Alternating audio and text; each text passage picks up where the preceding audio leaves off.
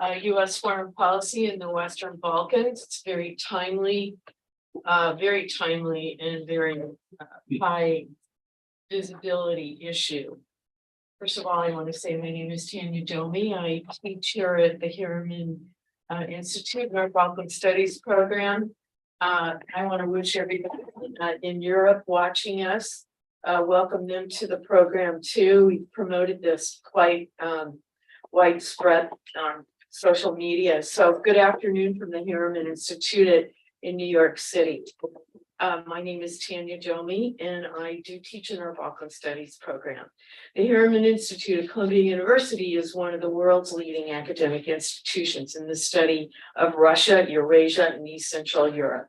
Our mission is to serve our community at the university and beyond by supporting research, instruction, and dialogue, sponsoring vibrant and interdisciplinary events that bring together our extraordinary resources of faculty, students, and alumni. We are committed to training the next generation of leadership in the regional specialties and to play leadership roles in setting the academic and scholarly agenda, making policy and challenging the accepted truths about how we study our rapidly changing world.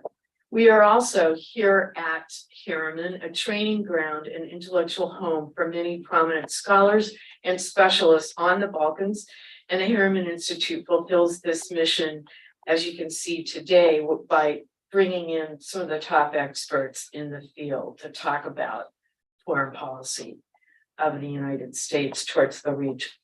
First person I'm delighted to introduce is the Honorable and former Ambassador Viktor Jackovich, who was the first U.S. ambassador to Bosnia after it declared its independence.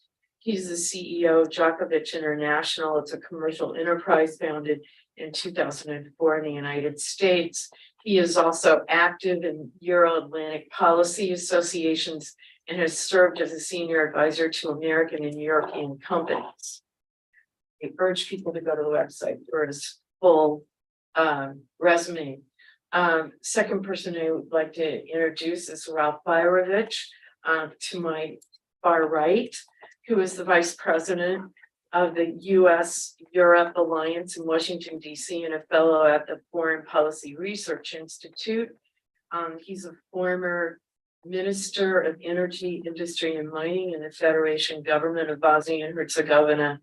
And he has done a lot of consulting and advising political parties and private foundations.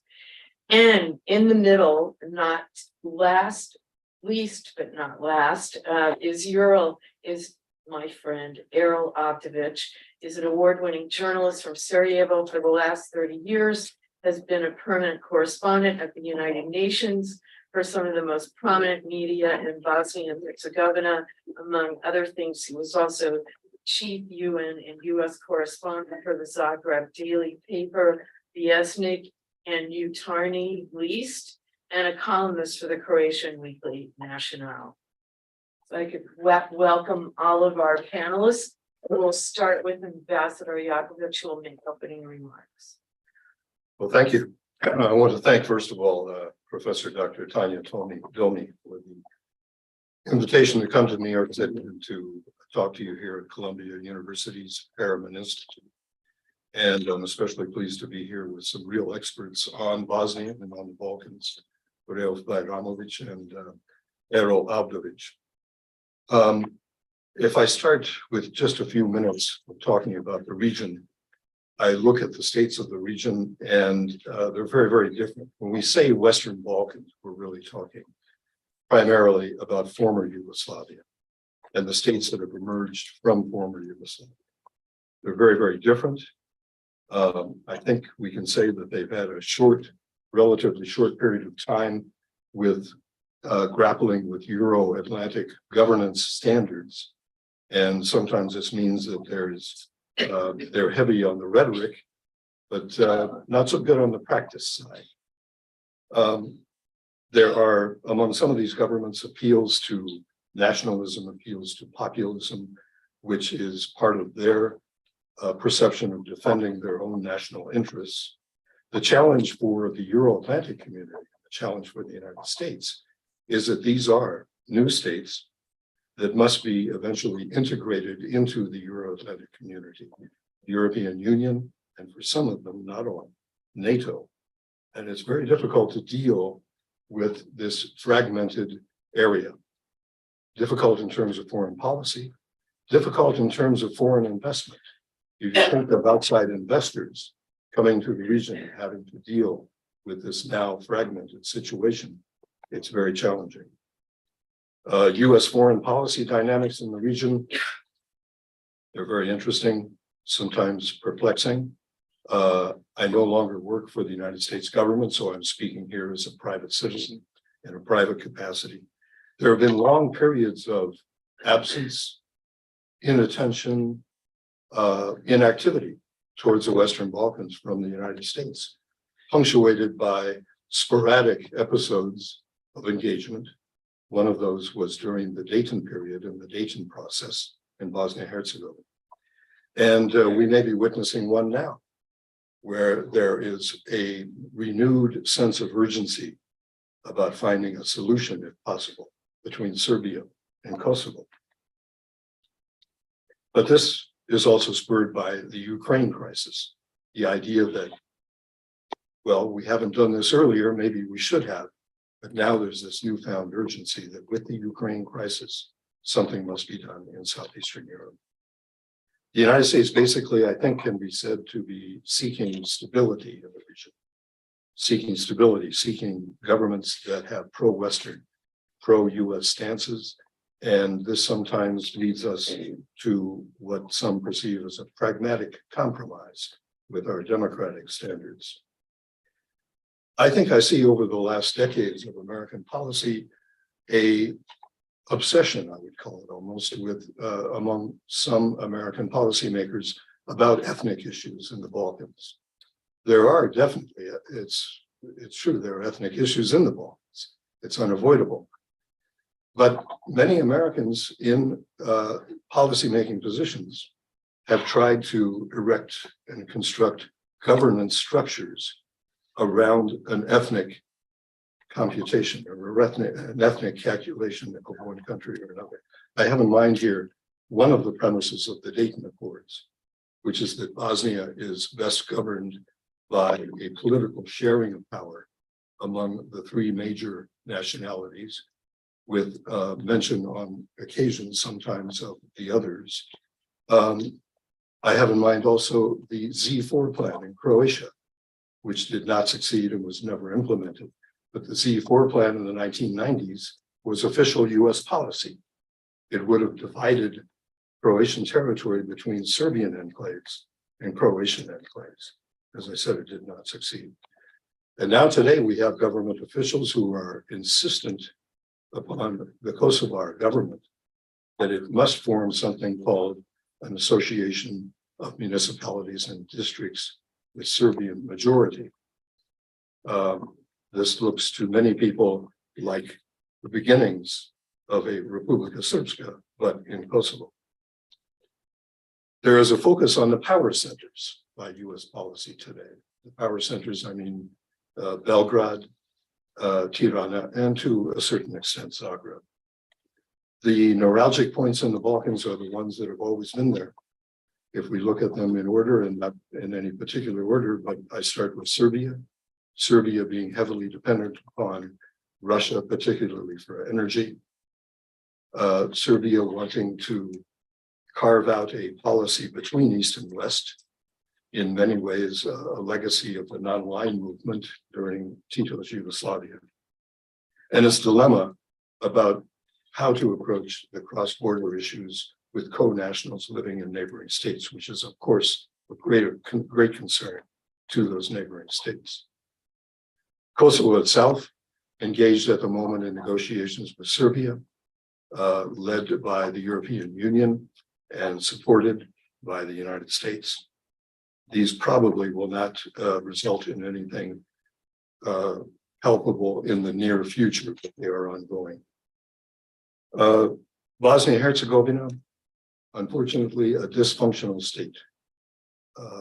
partly the results of the original Dayton Accords, for the reasons that I mentioned, and partly the result of the fact that we have failed to modernize this system. We have failed to address it in modern terms.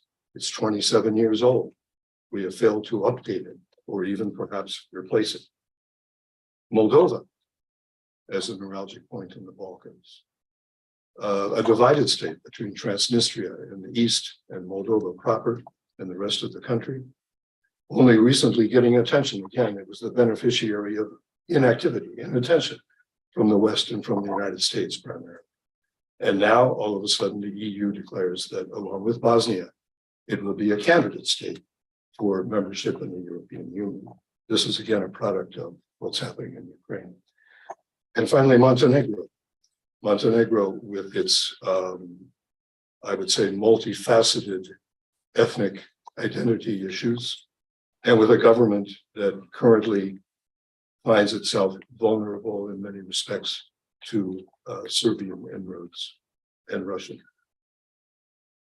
So what are the solutions? And here I would conclude by simply saying the solutions are the ones that we have looked at for a long time and just never implemented.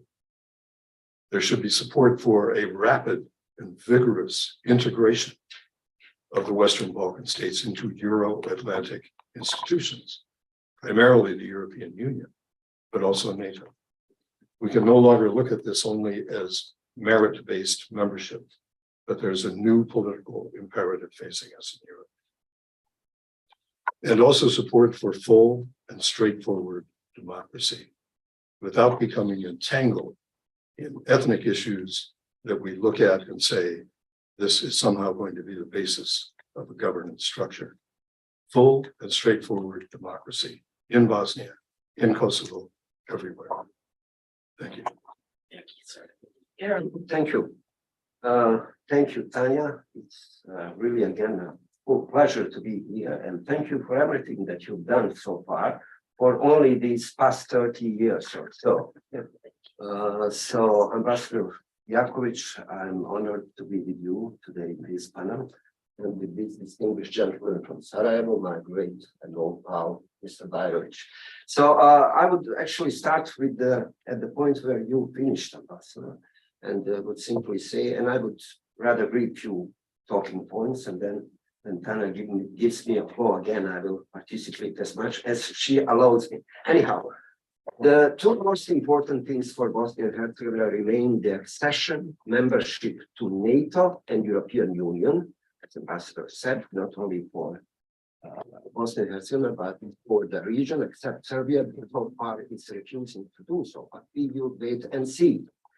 NATO is even higher priority, only more important than the NATO membership was accession of Bosnia, actually the membership at the United Nations on May 22nd, 1991. So we are 31 years old. So it's the good news is, and I would like to start with the good news, if I can, with that grim situation that we have in Bosnia and surrounding countries, that according to the Republican Institute survey from last year, 77% of Bosnian population among the Croats and Bosniaks would like to join NATO. Of course, when it comes to the Serbs, the percentage is a little bit less than that, but it's certainly much less than that. But then it shows really the atmosphere and the attitude of the Bosnians and the Bosnians, I would say, altogether toward NATO. NATO is the utmost importance, and I would urge the Bosnian diplomacy actually to do everything what they can to make this their ultimate goal to go toward that integration to NATO. It's a even priority when you compare with the European Union because it looks like more accessible. And also, I know it's easier to say than to implement and to make it, but really it has to be and should be the main point, main goal for the Bosnian state, because NATO would allow, as you all know, the security umbrella for that region and from Bosnia.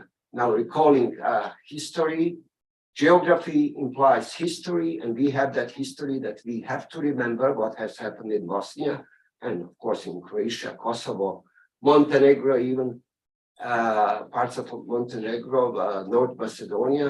So we have to be aware of that priority, and to always request actually that Bosnia should go to the fast track to NATO membership, as Montenegro somehow and North Macedonia and Albania did. When it comes to other reforms that we have to do in Bosnia and Herzegovina, of course, we have to do those reforms if we need to be accepted to the European Union and NATO, because nobody will do our job. So we will be accepted if we deliver. The question is whether we are going to be able to deliver as the European Union would like from us, and even NATO. So I would also argue that NATO should not go with that narrow focused requirements when it comes to Bosnia, in order to consider now as soon as possible membership to North Atlantic Alliance. I would also say, turn a little bit with really what's going on in Bosnia, and we do have that galimatias of the boards and rhetoric, which is still inflaming one, although not with the reason. Well, I would like only to turn attention, for example, for the recent debate that we have in Bosnian public discourse with accusation, for example, of Grand Mufti of Bosnia and Herzegovina, that he was inflaming or warmongering with his words that if Bosnian institutions fall, Bosnians should and do have the right to defend those institutions by nothing else than with the weapons, with the arms. And then all of a sudden, this is the question that really shows you how difficult is situation in Bosnia, and how many people would use that situation to attack prominent leaders and to somehow slow the processes toward those reforms. I would say this is the time actually that we remind that Grand Mufti of Bosnia, Hussein Efendi Kalazovic, is a guy who is probably the most progressive Bosnian leader, not Bosnian leader, but the Muslim leader in the world, one of the most progressive. And if we don't accept how important is he as the spiritual leader of Bosnian Muslims, and if we go forward and somehow attack those kind of person, we will waste so much time as we did so far, and we will even deepen our crisis in Bosnia with what's going on. I would also say one more thing.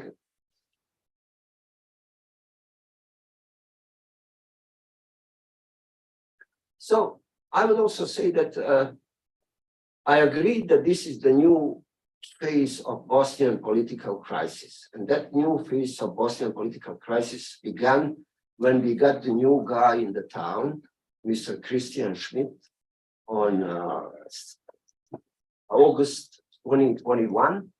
He came and all of a sudden he became about someone who is not part of the solution, but rather part of a problem, because he imposed the arbitrary laws, election laws on October 2nd, 2022, last fall.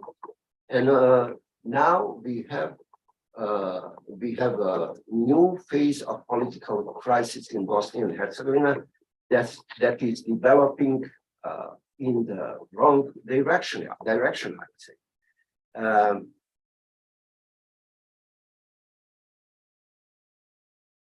I don't like really to sound very cynical, but I think that Mr. Schmidt, with whatever he has done so far, was sent to Bosnia and Herzegovina not because of his great political knowledge or less diplomatic skills, but rather because of his character. He really is not doing very well when it comes to the public discourse. He's not doing well when it comes to the explanation to the Bosnian people why he did so to favor only one political party, which is HDZ, of course, and to disfavor the others and to impose actually something what is called the rule of political minority or the political majority, what we now have. Not to go to details, the rest is history, of course, and the devil is in details all the time. I'm sure that Mr. Bajrović will go to some details when it comes to Mr. Schmidt activities, but I would like to say something in the end. We are somehow with these actions of the international community in Bosnia coming again to the theater of absurds. And I can only recall one of the famous sayings that is that apparently belonged to Voltaire. He said, "Those who are able to compel or to enforce on you the absurds and you accept them, those are also able and capable to make you commit atrocities." And we all know what has happened in Yugoslav wars, how it did play with the Yugoslav war in 1990. Of course, I would like to talk about other things when Tanya gives me but for now, please. Over to Erol. All right, Thank thank so you very much. much, Thank you. Tanya, Yeah. for putting this together. Thank you all for coming. It is actually my honor to share this desk with Professor Victor, whom I never met before, but I know very, very much about, and our good friend Erol Avdović, who is appointee, he's ambassador in waiting. Yes. Was an ambassador to Belgium, and I want to congratulate him Yeah. publicly on this. Yes. Thank you. I think it is actually very well deserved. Yes. Hopefully you will be confirmed very soon. I will focus not on Bosnia, but on what the Biden administration strategy for the region seems to be. So we had an event in Washington yesterday, which I was moderating, and others were speaking, and nobody really had an answer to the question that everybody seems to be asking, which is why has Biden administration been so surprisingly different from what the traditional U.S. foreign policy in the region was in the last, I want to say, since Dayton. I'd say this is a break with post-Dayton U.S. Western Balkans foreign policy. So I've written some remarks now, which I'll read now. That following Russia's second invasion of Ukraine, most of us expected that Putin's proxies in the region would be facing harder times, especially since Biden had such a deep role in shaping U.S. foreign policy in the 1990s. But it seems as though the Biden administration has chosen to appease the pro-Russian proxies in the region, which is what surprised, which is the reason why so many of us are so surprised. And the strategy to me seems like an attempt to drive a wedge between Putin's proxies and Putin. And hence the appeasement of Putin's proxies in the region. And I think this sets a dangerous precedent in the region and only helps facilitate the conditions for further instability in the Balkans. Even though Kosovo and Montenegro have been unwavering US allies for decades, for at least 2 decades, both at the moment are facing pressure from Washington to make concessions to Serbia, a country that is probably the most pro-Russian country in the world. I think Serbia is more pro-Russian than probably Belarus, according to opinion polls. And I think Kosovo at the moment is under tremendous pressure to change its constitution to create something called the Association of Serbian Municipalities, which, as Ambassador Victor said, many see as a embryonic Republika Srpska type of entity in Kosovo. Despite the fact that Kosovo's constitutional court ruled that the proposal to create this association of Serb municipalities violates Kosovo's constitution. So US is essentially now pressuring Kosovo's Prime Minister Kurti to violate the constitutional court ruling of his own country. That's Washington's policy towards Kosovo at the moment. In Montenegro, US has essentially shoved down Montenegrin government's throat this agreement, the so-called basic agreement with the Serbian Orthodox Church, which was agreed to, so it was signed. The government, the Prime Minister Avdović signed this agreement, and it was immediately criticized by human rights activists and pro-Western political parties, including the somewhat disliked DPS, disliked in the West, I mean, because they ruled Montenegro. They had ruled Montenegro until 2020. They lost power after 30 years in 2020. Because, but other political parties criticized the agreement as well, because it was seen, and I agree with this view, as favoring the Serbian Orthodox Church over other religious communities and organizations in Montenegro. In Bosnia, pro-US allies were caught by surprise last January when the US, Biden administration did not object to the new ruling coalition. So January of 2023, that is staunchly anti-NATO and pro-Putin. The new ruling coalition in Bosnia is dominated by the party of the main Russian ally in Bosnia, Mr. Milorad Dodik, who is probably, of all the pro-Russian actors in Europe, is by far the most pro-Russian. As a matter of fact, after U.S. Embassy blessed the coalition agreement, Mr.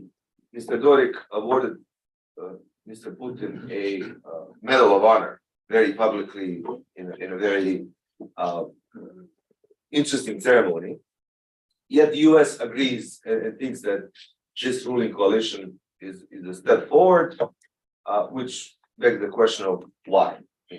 Why would the Biden administration be so accommodating towards pro-Russian actors in the region? Furthermore, the new speaker of the Bosnian parliament is a person from main Bosnian Croat Nationalist Party, the HDZ, the HDZ, who was just recently sanctioned by the American government. He's now under OPEC sanctions, and he's now the Speaker of the Parliament, which also begs the question: why would you sanction somebody and then support them?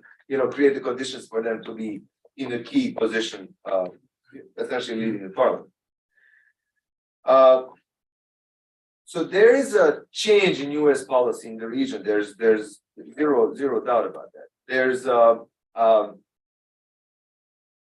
I'm also going to focus a little bit on what they're doing in Serbia, because as Ambassador Victor said, and I think that Erol hinted at it, the strategy seems to be focused on Tirana, Zagreb, and Belgrade. So for whatever reason, Tirana, Zagreb, and Belgrade are seen as the three strongest capitals, three strongest countries, and as yesterday somebody said at our panel, I think it was Dan, it's like strategy that Condoleezza Rice wrote about in, I believe it was 99 2000, in her pivotal states article in Foreign Affairs, in which she said that if you get right key states in key regions, you will be able to stabilize those regions. It was Nigeria, I think I believe she talked about in Africa and one other state. She pointed out other states and other regions. So I think that people in the State Department and the White House see Serbia, Croatia, and Albania as key states in this region that have to somehow find ways of working together at the expense of weaker states such as Bosnia, Montenegro, Macedonia, and Kosovo. I think that's what we're witnessing. And Vucic, as Serbia's president, who has absolute control over not only Serbian government, Serbian society, is seen as a key player who can make things happen across the region. If you get Serbia right, you get Bosnia, Montenegro, and Kosovo as bonuses, as awards, and an attempt to pry Vucic away from Putin is what we're witnessing right now. And I think this strategy is going to fail because I think Vucic himself doesn't know which direction he wants to go. And this is me being a psychiatrist. I don't think he knows what he wants to do. Deep down inside, I think he absolutely doesn't know where he wants to go. As long as he remains in power, he doesn't have to make the decision. And all the carrots, cookies, lamb that he's getting from Washington, I think is not going to change his calculus one bit, because I think ultimately Serbian society is deeply, deeply pro-Russian and deeply, deeply pro-Putin. And if Vucic was to somehow betray this huge majority in Serbia, I think he would have a political situation which would ultimately lead to his downfall. And he doesn't not want to leave government under any circumstances. Zagreb is the most malicious actor, in my view, in Bosnia. It is far more dangerous than Belgrade. And the relationship between Washington, absolutely, between Washington and Zagreb is very detrimental to the region. A decision was apparently made sometimes last year during the strategic dialogue between US and Croatia to support the imposition of the election law in Bosnia, which Erol has talked about, which is absolutely, it is absurd. I think you defined it, right? To impose, because there's no other word to really define what paradox. It's absolutely absurd to change the rules of the election, the night of the election, has never been done anywhere I don't think even during dictatorships where you have mock elections, I don't think he was ever done like that. So Mr. Schmidt, a German politician from CDU, CSU, right-wing German party from Bavaria, was appointed High Rep in 2021 and decided to change the Bosnian election law to help his comrades from HDZ, from the Croatian main Croat Bosnian party, the night of the election. And that is something that the Zagreb and Bosnian Croat party of HDZ do not see as a price enough. They want more. So there's no pressure for him to do even more. Which the fact that Biden is supporting this is also extremely, extremely surprising. But here we are where we are. So I'm going to end there. This is what I think is going on. This is what I think. U.S. foreign policy towards the region is right now. Thank you very much. I'm going to make some comments. I didn't start out because I had quite a morning, so I had to get myself oriented. First of all, I agree with just about everything Ralph said, and of course with Erol's comments and Ambassador Jackovich. First of all, I want to say Richard Holbrooke today would say, "Who are we and what are we doing?" And he, even before he died, he said, Dayton wasn't going to live forever. It should be amended and reformed as needed. But the United States has chosen to look away, and even though it is a U.S. initiative, they don't see it as their legacy. It's very clear. I think they're walking away from a civic democratic project in Bosnia. Yep. It's very, very obvious. And the United States openly supported Mr. Schmidt on imposing an set of electoral laws, as Ralph indicated, on the day of the October election. This not only is outrageous, it is also in violation of Bosnia's law.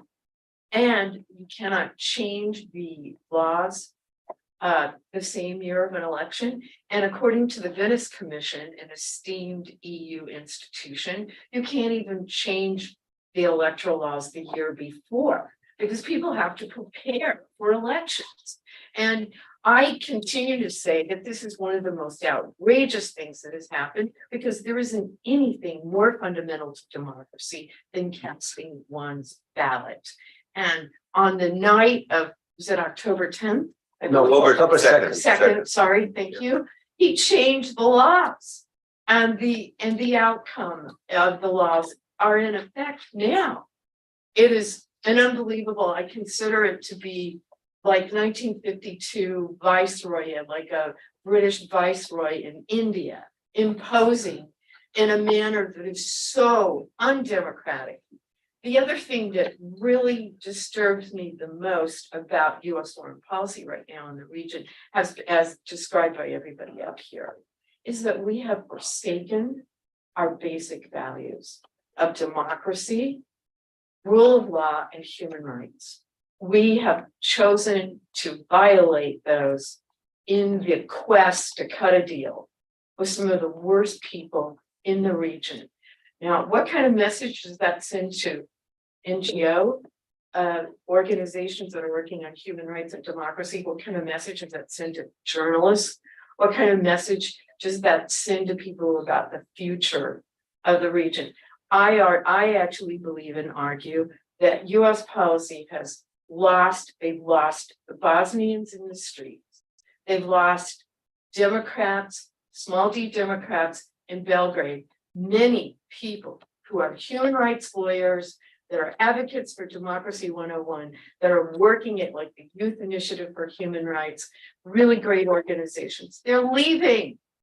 They cannot sustain that work. It is very difficult in the shadow of the Belgrade and Serbian government to withstand that kind of pressure. Many of them live abroad.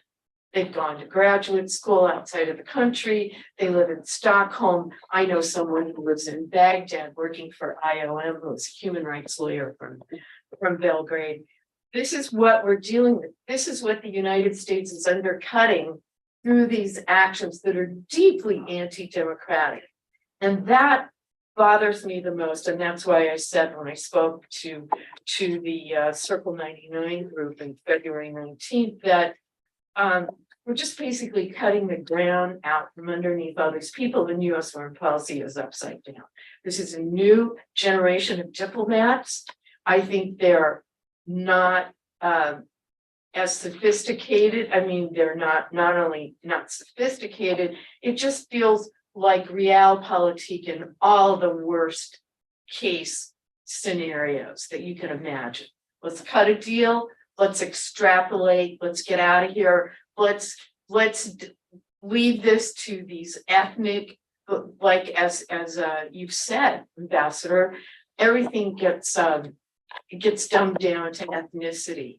And what's interesting about the people is that when you talk to the people on the ground, we need more anthropologists, I have to say, from the academy talking. But people get along. They talk to their neighbors. They see each other. They have coffee together. People do talk, and they can work things out in ways that the politicians don't. So I think what we're doing is not strategic. I don't think it's in the best interests of the United States, nor is it in the best interests of the region. And this is very problematic as we look at what's happening in Ukraine and what could be the consequences of that in case the fact that maybe Russia wins or not. And this is really a serious threat to the Western Balkans and I think to Europe itself. So those are my views about it as well, and I just want to thank my panelists. So let me ask a few questions here of the panelists, and then we'll open it up to everybody here and to those who are watching online. Ambassador Jackovich, who do you think is like driving this policy inside the State Department? I mean, I know you're not working there, but I mean, who comes up with these plans? And it just seems like the White House seems to be a bit removed from all of this. I mean, I understand it's a big government, but you have the National Security Council inside the White House now. It is baffling to me. This policy and approach is absolutely baffling. Well, as you said, you're asking me something I couldn't possibly know since Sure. I'm not there. Right. To be honest with you, when I was there, I wasn't quite sure who was driving the policy. But it's Encouraging. it is a process, and sometimes you would be surprised at all the elements that are taken into consideration. Within the United States, I mean, I don't want to insult anyone's intelligence, but of course, you all know we have a tripartite system of government, and sometimes the Congress will weigh in. Sometimes there will be even legislative or rather judicial issues that are afoot, and people take that into consideration. They will take a global perspective. I'm sorry that it's such a cliche, but they will take a global perspective on issues. For example, I had a very, very talented, small but talented team of people in Bosnia when I was working. A fellow by the name of Scott Thompson. Scott Thompson left the State Department and is now living somewhere in Vermont. Jennifer Brush, other people who were very, very activated about the issues in Bosnia. And they saw what they saw, they reported, but I always insisted, simply report what's going on. Don't make comments, don't make recommendations. It would be easy to do that. Oh, we need to bomb these guys immediately. We need to do this, we need to do that. Anybody reading our reports that are simply straightforward, this happened today in Serbia, that happened yesterday in Trebinje or wherever, would have to eventually reach a particular conclusion. And they are doing it with a global perspective because they're getting these reports and they're saying, yes, okay, that's happening. But how does this fit in with our relations with the European Union? How does this fit in with our relations with Russia?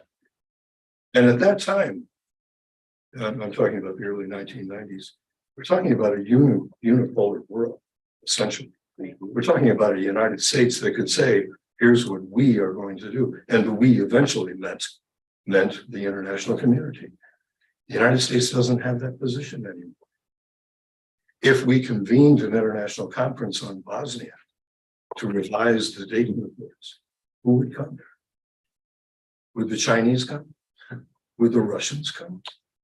Would Serbia come?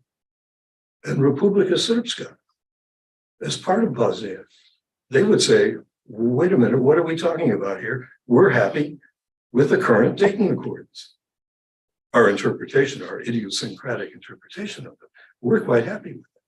Do you know that the date of the signing of the Dayton Accords, November 25th, is a national holiday in Republika Srpska? Nowhere else. Thank you. So Erol, since you're an ambassador in waiting to Belgium,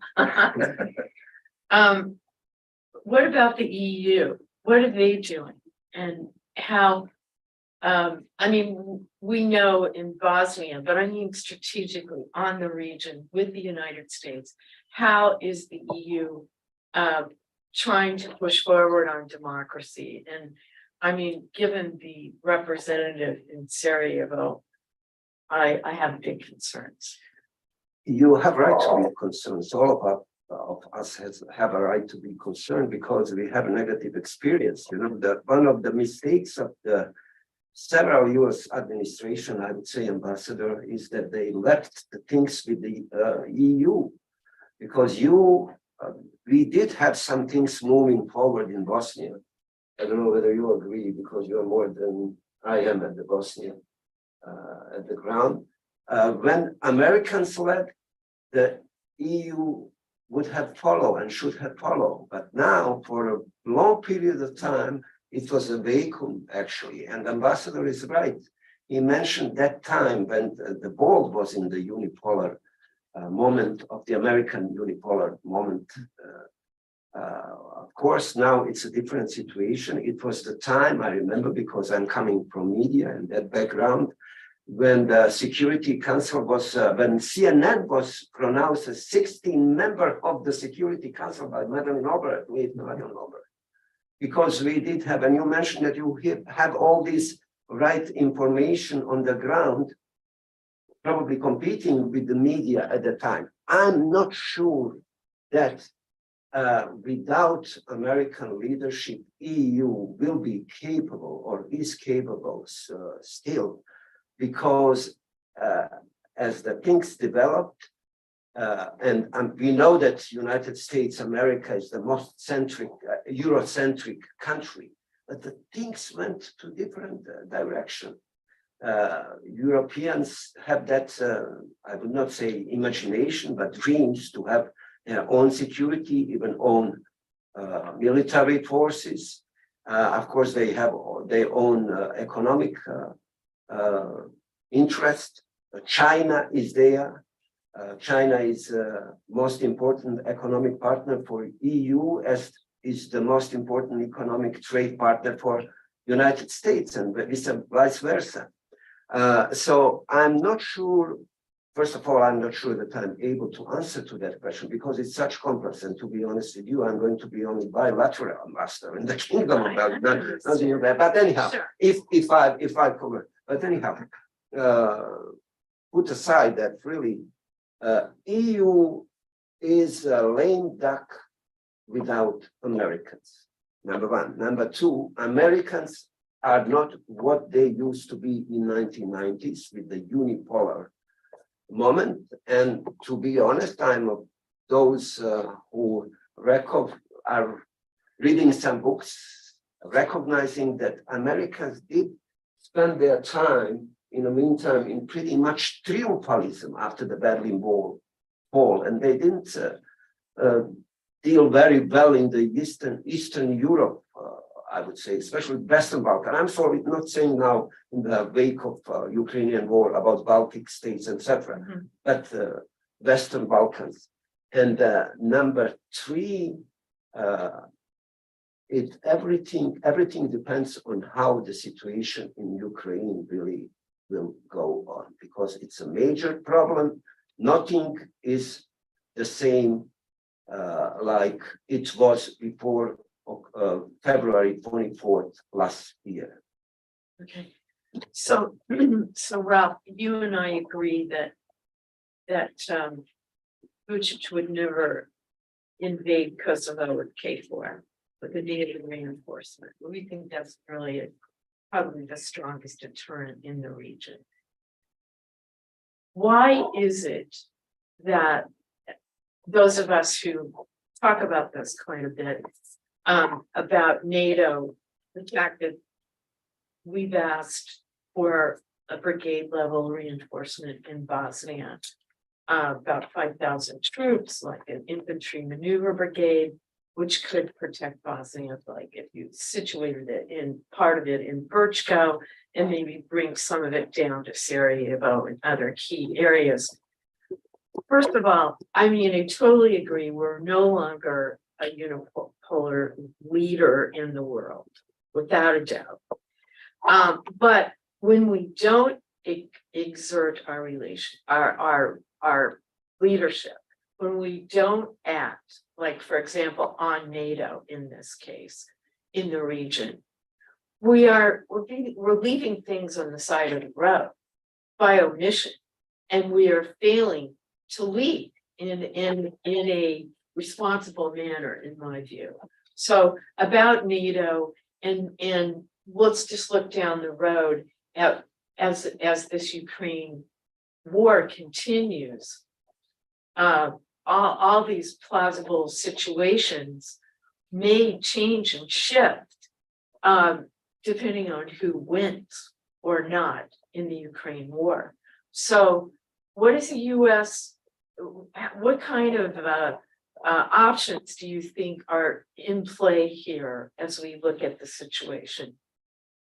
Because the US is using coercive diplomacy without a doubt, but they're also not giving people the tools. So the second invasion of Ukraine has changed the US approach to the region in the sense that, as I said at the beginning, the Biden administration has chosen to appease the most pro-Russian actors in the region. And I guess the rationale for this strategy of appeasing Vucic and Dodik and Jackovich and others, the pro-Russian actors in Montenegro, the pressure on Kurti, the pressure on pro-NATO parties in Sarajevo. The rationale for that is that US does not feel strong enough to keep the region from becoming a second front for Putin, right? Right. So the logic is let's appease those actors that Putin would use to create trouble in the region by disincentivizing trouble for them. So you get more if you don't call trouble, and you get it from us. That's, I think, the strategy at the moment. Now, I also think that US has reevaluated the utility of NATO accession for, especially Bosnia, because it's, in the last few years, the embassy and the State Department and even the White House has not been really sending signals that Bosnian accession to NATO is something the US would very much prefer. Right. So the idea is to keep Bosnia where it is, focus on anti-corruption efforts, create some sort of a soft partition of Bosnia between Zagreb and Belgrade, give Zagreb the federation, which is what Schmidt has done in essence. So the imposition of the election law has given Zagreb a veto mechanism within federation, which it did not previously have because Ambassador Berry had those amendments in 2000, which allowed the government formation to be somewhat competitive. Now, the HDZ is unavoidable, which means it has a veto over government formation federation. And to keep the Balkans off the political agenda in Washington and other areas by giving these strongest actors what they want. And what Croatia wants is vetoing in Bosnia. What Serbia wants is vetoing Kosovo, which I think the Association of Serbian Municipalities would essentially down the road lead to some sort of a veto mechanism for Belgrade. Give Vucic the ability to influence Montenegrin political dynamics through the parties that now control government in Montenegro. I mean, the pro-Serbia parties are now in power in Montenegro. That's just a fact, with US blessing. But what I actually find interesting is that, and this is partially on me as well, because I for years advocated stronger US engagement, and I advocated a US-UK partnership in the Balkans, which is what we're seeing right now. And I completely disagree with the outcome, now I completely, because there is a US-UK partnership in the region. The European Union is a junior partner to what the US is doing in the region. And I think the policy is deeply damaging to the region. So I think US-UK partnership in the region is not good for the region at the moment, right? So, but I disagree with your premise that US is passive. US is extremely present.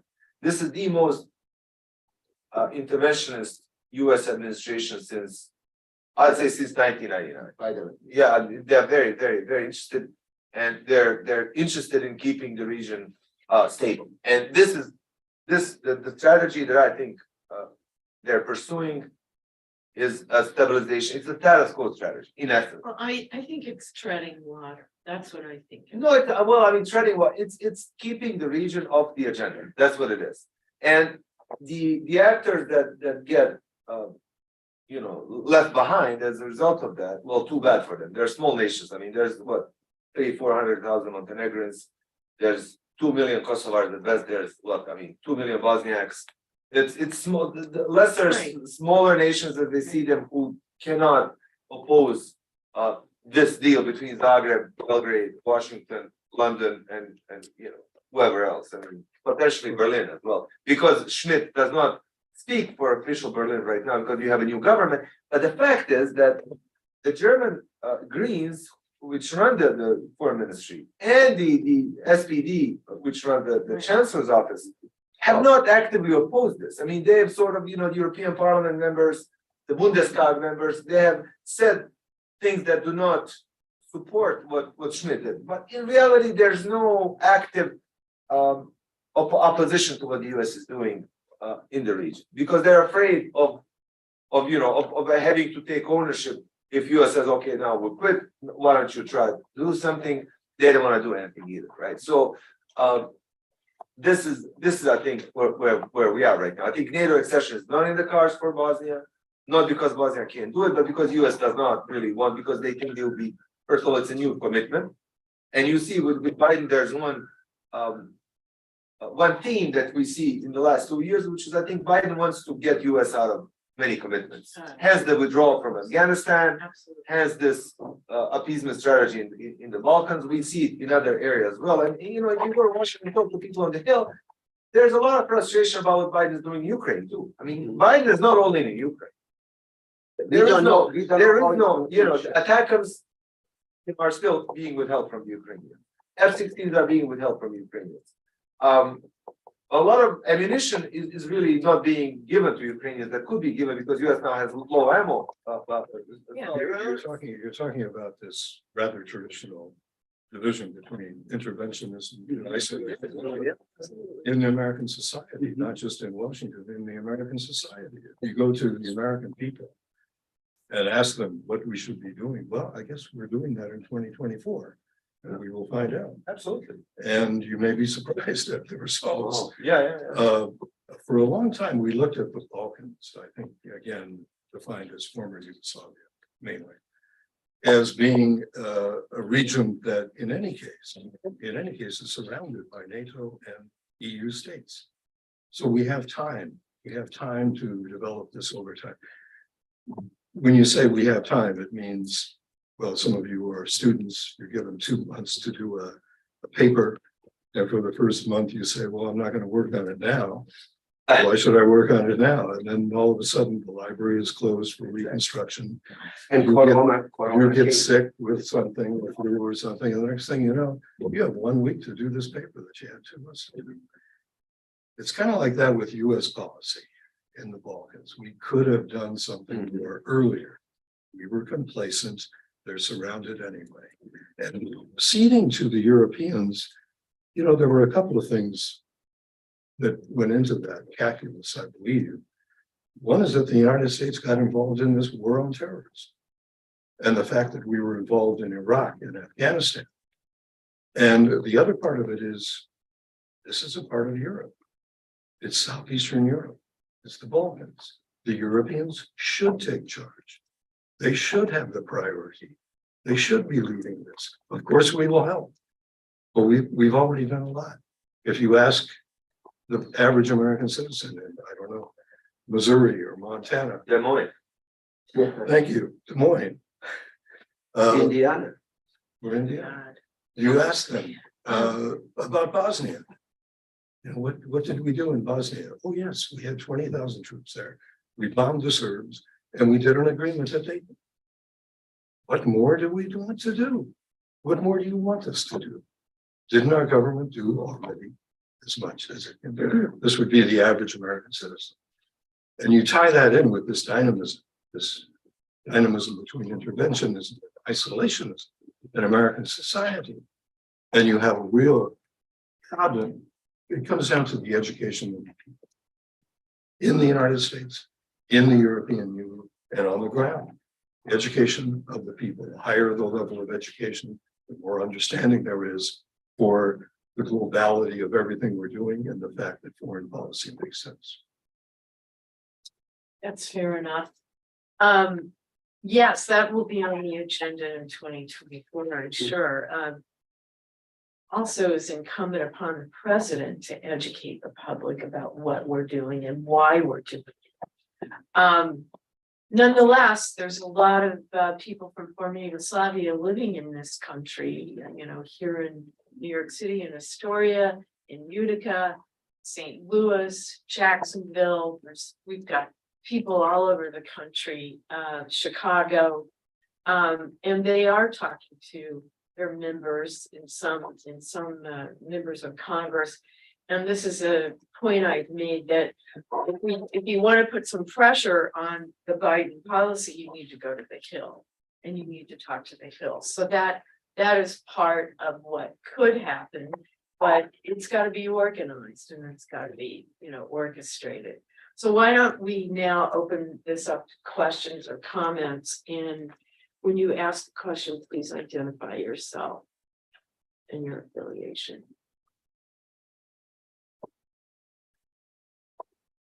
But come on, everybody. Tanya, can you Yes. just Yes. just on the last premises that Ambassador said and Reuf before, I think that's the permanent dilemma in American society, or even fight between isolationism and interventionism. Really somehow harm the region, because the time is of essence. Of course. And we were waiting for so long for arms embargo to be lifted. It was lifted almost a couple of weeks on August 13, actually, in 1995. And then President Clinton vetoed it. No people know about that, although two Senate and Congress agreed actually to lift that arms embargo, and we were fighting for the very survival in Bosnia. But it's not only Bosnia.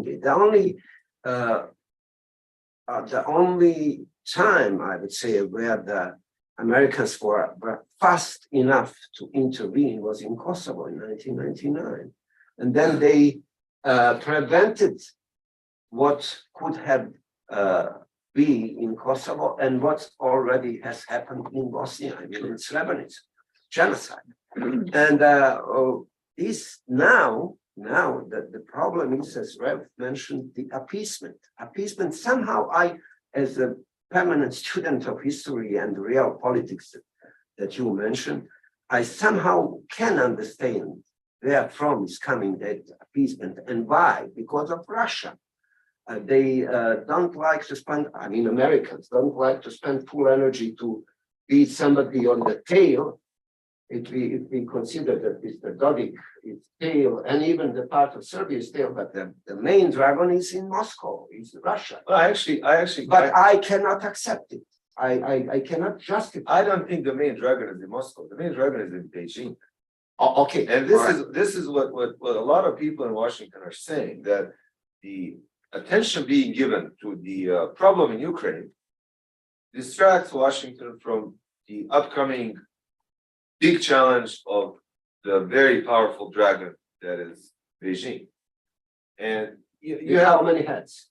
Oh, God knows how many heads. So now we're talking about a big problem in Europe that a lot of people, a lot of strategists say is not something that Washington should focus on as much as it is focused on right now. That people should be preparing for the upcoming showdown with the Chinese, potentially over Taiwan. I mean, is America going to go to war with China over Taiwan? I mean, that's the $1 trillion question. So what my point is that within this challenge of Russian aggression against Ukraine, you have the much smaller issue of the Western Balkans, which the US public does not absolutely care about. There's absolutely, I think less than 1% of people even know where the Western Balkans is. And within that, you have that issue delegated to State Department people who want to make it go away, and to make it go away, you would be the strong guys. I think that's what the story is. Now, the people in the Balkans, of course, don't have to accept that, but that's, I think, what the reality is right now. Yes, I only wanted to add that right now we really don't know what's going to happen. I mean, we can predict that Russia is over. Putin is certainly over. Probably, if he not do something very, very ludicrous and use the nuclear. Although I think that that is out of table right now because of all negotiation and Beijing in the China, because China probably would not accept that to have a acceleration in that direction of the war because they need those markets, big markets, European Union and America. But what I was really going to say is that I don't know whether, I think it's a naive thinking actually that these appeasement is going to result with kind of tactics. I cannot even pronounce strategy if you both mentioned, because it's absent right now, that will bring Mr. Vucic in this flank of Western flank or something like that. It's very naive. It's very naive because Dodik, Mr. Dodik and Mr. Vucic are going couple of steps all the time in front of those who are following and who are developing strategy or tactics on the ground. So it's not producing results. It's very disappointing to see. But yeah, it's not producing results. I think that people in Washington realize that what happens in the Balkans does not stay in the Balkans.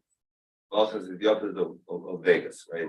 So what happens in Vegas stays in Vegas. What happens in the Balkans does not stay in the Balkans. So the idea is that since this is a fairly small piece of land that sometimes creates huge problems, let's diffuse the problem. So I think what Escobar is doing, what others in the region, US diplomats leading the charge, are doing is they're diffusing. This is what I think they think they're doing. We disagree with that. We think they're making the problem bigger, but their approach is, look, who can cause problems in the Balkans? The Serbs, right? Vucic leads the biggest country, the most militarily, the strongest country. You have Dodik, who was about to cause a huge problem. I think had the second invasion of Ukraine not started, I think Bosnia would have been on the verge of conflict because Dodik retreated only because Putin became so busy with what was going on in Ukraine. Had Putin taken over Kiev, had Kiev fallen, I think you would have had problems in Bosnia. I think Bosnia was next because Dodik was getting ready to do that, and he was buying weapons. He was getting ready to create attacks on the ground and so on and so forth. So I wouldn't be so certain that what we're witnessing right now is the last act of what the Serbs actually as a Serb political elite really wants. What happens if Nobody's certain. that's what I'm saying. So what happens if the Russians start winning again? What happens if Bakhmut falls? No, Right. it hasn't. So, I mean, just like Ambassador Jackovich said, we didn't do things. We haven't done things. We waited. We let go of opportunities to act. And so if this gets into a real crisis, that's when I'm very concerned what the US may or may not do. Like if it does become a huge issue for the Balkans, let's say, the Russians win. The Russians So win. US is going to do nothing. Yeah. I mean, there's Right. absolutely no doubt about it. US is not going to send troops to Bosnia. US is not going to send troops to Macedonia. US is not going to send troops to Kosovo. I mean, Kosovo. I don't think Kosovo is on the table because of KFOR. Okay, But yes. I mean, it's just not going to happen. And I mean, they maybe I'm have wrong. still, Maybe the ambassador disagrees. But I also agree with the ambassador about our history of isolation is that people need to remember World War II. FDR knew he couldn't declare war and he waited. Unfortunately, what triggered it was the attack in Hawaii. So, that's how he got in. That's how he got in. He knew he couldn't do it at the time. We have this is a thread through American foreign policy. It goes way back.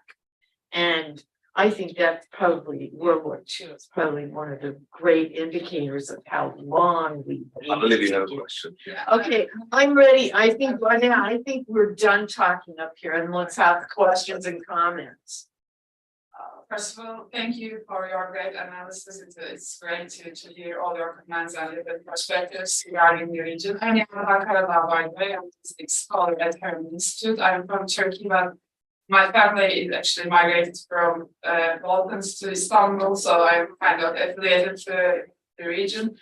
So maybe it will be a kind of different, aspect, but I'm wondering about your perspective about Turkey's position and Erdogan's main policy agenda in the region, and how would you comment on this, and how he would, affect and Turkey is going to have elections soon in May. Right. So what would be your, kind of take on the current dynamics and the future projections regarding Turkey's role in the region? And thank you so much. Do you want to make a comment? Because Well, they, obviously Turkey is a pivotal country in the region, a pivotal country in NATO, and a EU candidate for a long time. Yeah. But its position in the Balkans is rather unique because it has a unique historical role in that region, and the people of the region look to Turkey, many of them, in a special way. But we have problems with Turkey because of the flirtation with Russia, the turning to Russia for even armaments, certain armaments. I say we, I'm not part of the club anymore, but in Washington, I think they have these problems. On the other hand, Turkey has actually sponsored some negotiations between Ukraine and Russia. And it is potentially a special country in that regard. It's NATO. And yet it has done things, for example, in Syria and other places that the United States might have some questions about and does have questions about. But it was Turkey that shot down a Russian plane, if memory serves me right. It was not the United States or some other country. It was Turkey as a NATO country that did this. And then later on, there were discussions, negotiations about this. And Turkey retains that position as a very, very special country. How that's going to translate in the future, I don't know, because you have your own domestic issues and turmoil domestically. But frankly, I've visited the place many times. I'm a great fan of what the potential is for Turkey to do to help us in the Balkans and even beyond. Ralph, I know you. So, yeah, it's a great question. There are people in the Balkans who say that US strategy that we're all so surprised about is not only about appeasing pro-Russian proxies, but about containing Turkey. Because if you look at it, US is now siding with Croatia against Muslim majority Bosnia. US at the moment is siding with Serbia against Muslim majority Kosovo. US is very openly siding with Greece against Turkey. Now there's a theme there. People in Washington will tell you that it's absolutely, there is no, Muslim containment strategy in Europe, that it just is, it happened, this thing happened and it has nothing to do with the fact that US is now on this seems to be supporting Christian majority nations against Muslim majority nations in Europe. But I think that Tayyip Erdogan doesn't see it that way. I think Tayyip Erdogan sees it exactly like I just said. That there is some Islamophobic undercurrent to all of this at the moment. And it all will depend on the outcome of the election in Turkey. What I find very interesting and somewhat ironic is that the most secular Albanian leaders such as Kurti, whom I know personally and who is, I don't know if he's a Muslim or not, but he's of Muslim background, as a leftist sort of, Leninesque figure of Albanian provenance, is now going to Istanbul, to Turkey to meet with Tayyip every time he gets pressured by the US and the Europeans. He goes to Tayyip and gets support, and Tayyip supports him, which I find to be exceptionally interesting. This dynamic of Kurti ultimately going to Istanbul, to Turkey, to Ankara, to get some sort of a pat on the back from Tayyip. Who is, by the way, who started as a mildly Islamist figure of, Turkish nationalist, beliefs.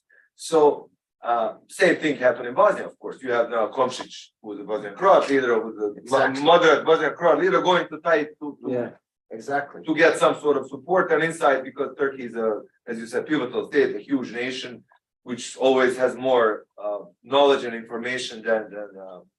Now, of course, we'll see what happens if Tayyip loses. Does he concede? Does he not concede? Is the mother of all questions.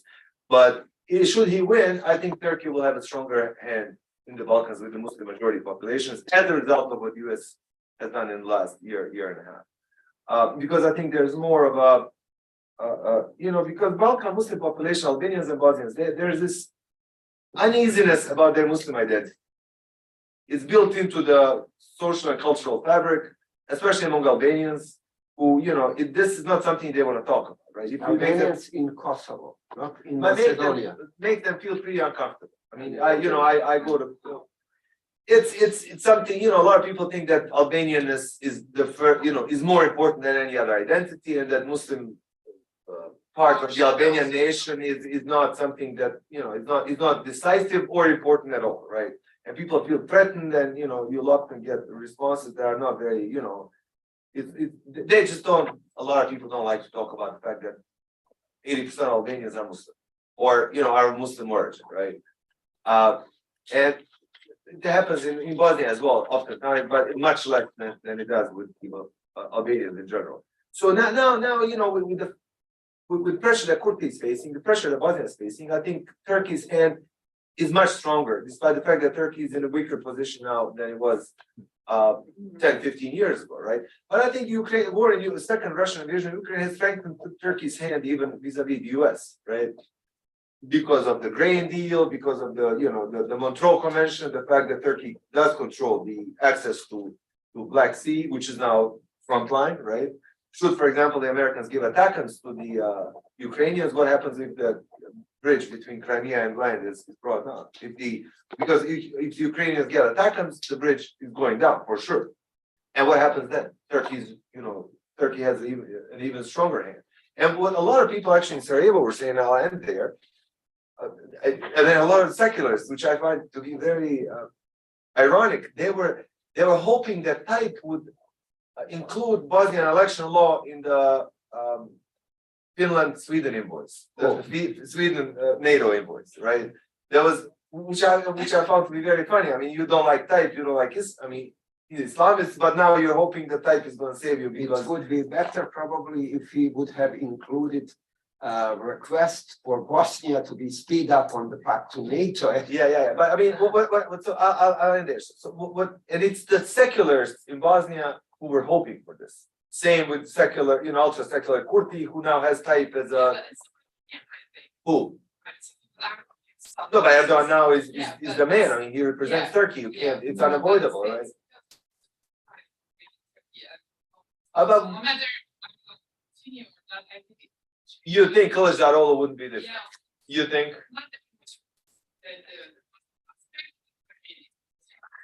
It's look. I lived in Turkey during the war. I have a lot of family in Turkey. Know Turkey well. I'm not so certain that Kılıçdaroğlu will be the same. Why? Because look, Kılıçdaroğlu, his connections with Assad.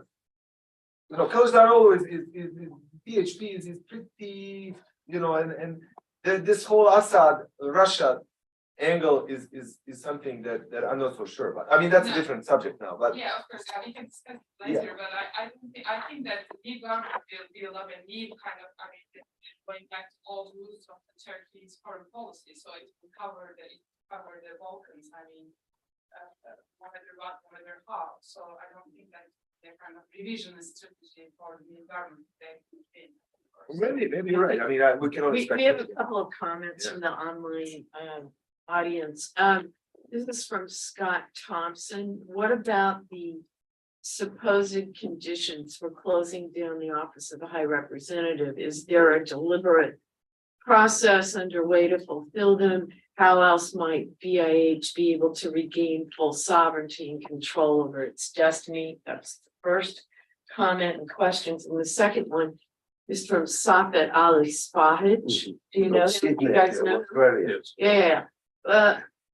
Why is just in Bosnia a problem of one person, one vote, Democratic majority? How can 10% of one ethnic group controlling other majority more from 60%? We know what he's getting at here. It is the only reason because 60% are Bosnians.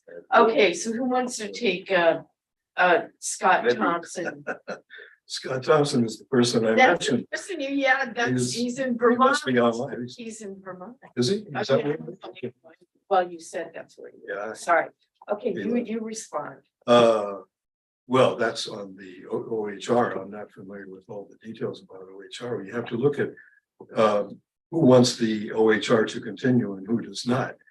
I always thought that the office should be eventually eliminated because it imposes, it's a foreign imposition, Sure. intrusion on Bosnian sovereignty. And if Bosnia is going to run itself, then who is this high representative that's always from Germany or Austria or someplace? Who would have ever thought the High Representative would be a threat to sovereignty, but indeed Well, he is. And the problem is, people not recognizing him are the Easterners, are really the Republika Srpska and Serbia to a certain extent. Saying that, we don't even recognize this, and the Russians, of course. So it's really a dilemma, but eventually the OHR has to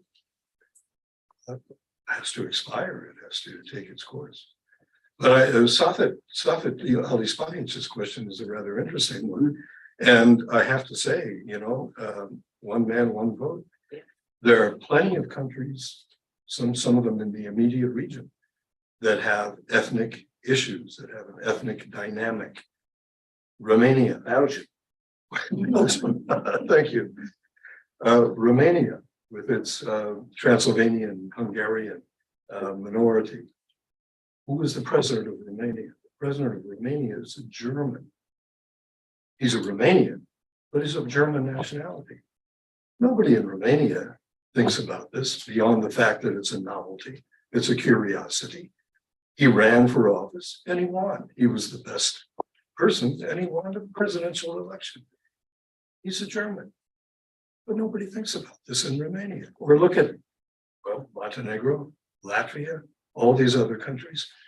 We did not go into these countries. The international community did not go in and say, you're going to have to enclavize the situation. You're going to have to give the Russians the eastern part of Latvia, for example, or you're going to have to make an enclave for the Hungarians in Romania. This is not done. Why it's done in Bosnia? It's a good question, and it goes back to everything that we have discussed. But I have to ask myself this. If Bosnia had been allowed as a state to make the same sort of transition that was happening in the rest of Eastern Europe in the 1990s, with a normal governance structure, what would Bosnia look like today? Much better. What would it look like today? And how would it function today as a state? Would it not take its place in the entire spectrum of Eastern Europe as a successful state? I have to think that it would, with all of its issues, the multiculturality being a plus in that case, not a minus. Erol, do you want to make a comment in response just to one Ali more comment. Spahic? Yeah, just one more comment. Many of those protesters We have and those 5 who, minutes left. by okay, the way. just a minute. Okay, yeah, Sorry. right. You get 1 minute. Okay, protesters and those who are protesting in the public arena, writing, talking in media, went to ask international interlocutors not prescribe to us, to Bosnians, what you don't have as a law of your land. Don't do that. I mean, give us just normal kind of standards, European Union standards, etc. But it looks what is good for the senator, like in old Rome. It's what is okay or good for the god. It's not good for the donkey somehow, and that's how they treat us. That's very offensive that they do not believe that they can and we can apply and live up to that standard that are the standards in all European or even here in America. Maria, Thank you. Yeah. Marisha Ikash, media analyst and journalist. A question for the future ambassador to Oh, Belgium and Please don't go there. I think we are walking now. and then the other one for the ambassador. Do you actually propose? I'm interested in media in the Balkans. And do you guys see any connection between what's presently happening in the media sphere in the Balkans and the politics and the conflict? And if you could answer that by using examples, please. Yeah, so I'll go first. So what I find fascinating is that the media freedom issue is absolutely unimportant for Western powers deciding on a lot of, including imposing constitutions in the region. So nobody even talks about media freedoms. You haven't heard a single US official, European official mention the fact that media freedom issue in Serbia is incredibly important. There's no mention of corruption in Serbia. I don't know. I asked the other day, I told somebody from the State Department said it is so incredible that there is no corruption in Serbia. Because you have corruption, anti-corruption efforts in Bosnia, you have anti-corruption efforts in Montenegro, anti-corruption efforts in Kosovo, and you can say what you want about Albin Kurti, but he's certainly not corrupt. I guarantee you that Kurti is not a corrupt person. But you have a lot of focus on that, not in Serbia. So I think that issue simply does not compute. It is not mentioned by anybody. You'll see people in the European Parliament say a bit about it, and does not influence policy making. And I hope that I'm wrong. I hope to be proven wrong. It simply does not influence policy making in Brussels or Washington. So it's a non-issue.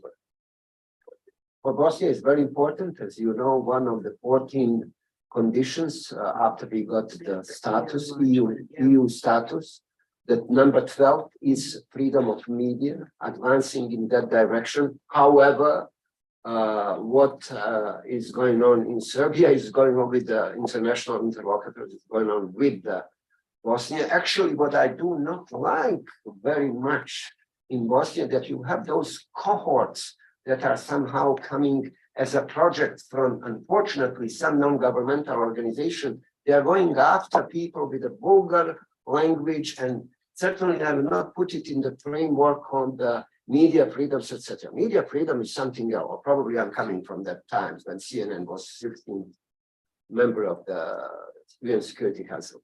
In all seriousness, Maria, unfortunately, although they are requesting from us, we don't see, except from time to time, as a declaration of support, that there is really essential support besides all those media trainings and everything. you had a question? Yeah, my name is Jason. I'm a student at the Harriman Institute.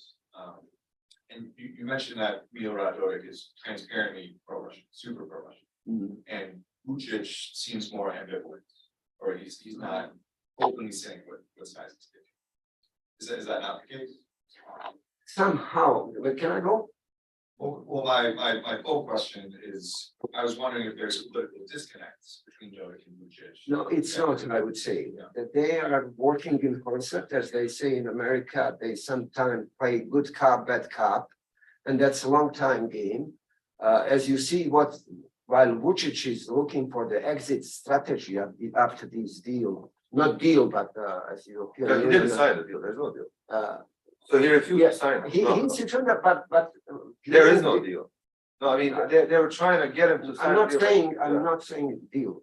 I'm not saying, but at least they were playing the game in the Brussels with European Union that they are going toward. And he recognized and he confessed in Belgrade, I'm not gonna play by the book as they requested for me. At the same time, you have Mr. Dodik today, that he is looking to apply the new laws of the smaller Bosnian entity, Republika Srpska, for territorial reorganization if the law really become if the law of the ownership of the land in smaller entity really goes forward, and the constitutional court of Bosnia and Herzegovina, as they did so far, really goes with that. So he is still threatening, and I'm not sure that they are not doing that in kind of mutual cooperation, daily cooperation and consultation, phone, direct meetings, etc. So I would say I wouldn't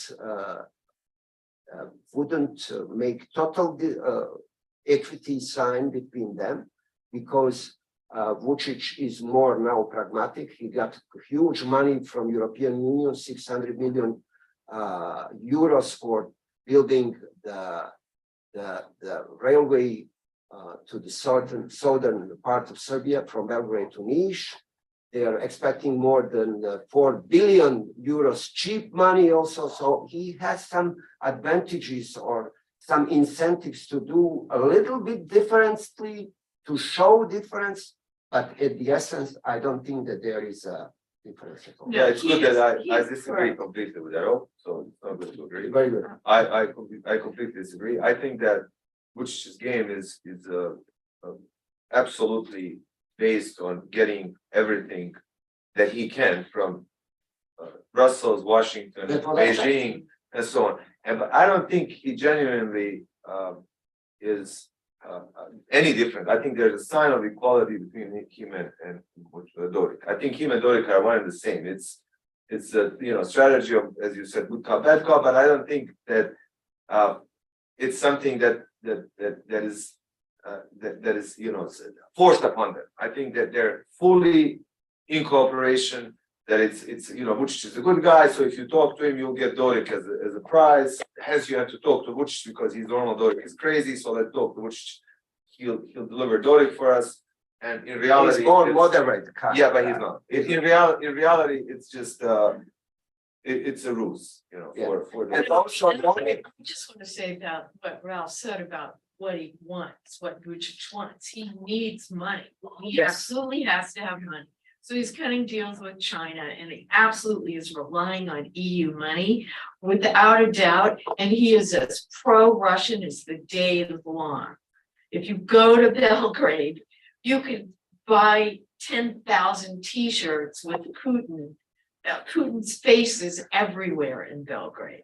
I mean, it is, as Ralph said, it is I think it's the most pro-Russian country in Europe, if not the world. It's very, very pro-Russian.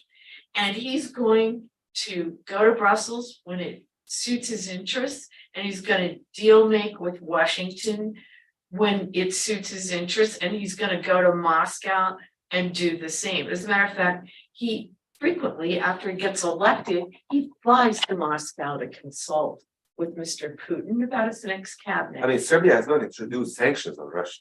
Exactly. Yeah, they're not going to. Dodik has prevented Not gonna Bosnia from happen. introducing sanctions on Russia. Those are the only two European countries that have not introduced sanctions. And they will not introduce sanctions. It is not going to happen. It won't. And Vucic is in a position where he is sitting at a table and he's opening envelopes with offers. It's like a tender, right? So this is the envelope from Washington. Let me see what I got. Let me see what I got from Brussels. Interesting, 2 4 billion, nice. Then Beijing envelope. Then there's other envelopes. He's absolutely enterprise kind of. yeah. There is no pressure on him in reality. It's just he's getting carrots, So cakes. here's the pressure on us. We're done. I We're wanted to say Okay, the things okay, that let's they are- wrap it up. Let's Oh, wrap it up sure. here. Okay, go ahead. The only things that they do understand in Belgrade is the application of force, and they are afraid of that because that have that NATO experience and money, as all said here. And these are the two things that they really take in consideration fully.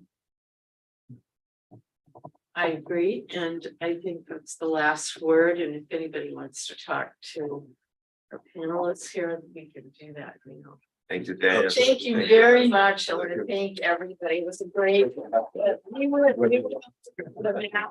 was good. Thank you very much. Thanks to our audience too, here in the room. I'm afraid we knocked a little bit too much on my perspective on that. Go, make a left and walk down the hallway, the elevator that's on the left. I'm hearing. Quite often with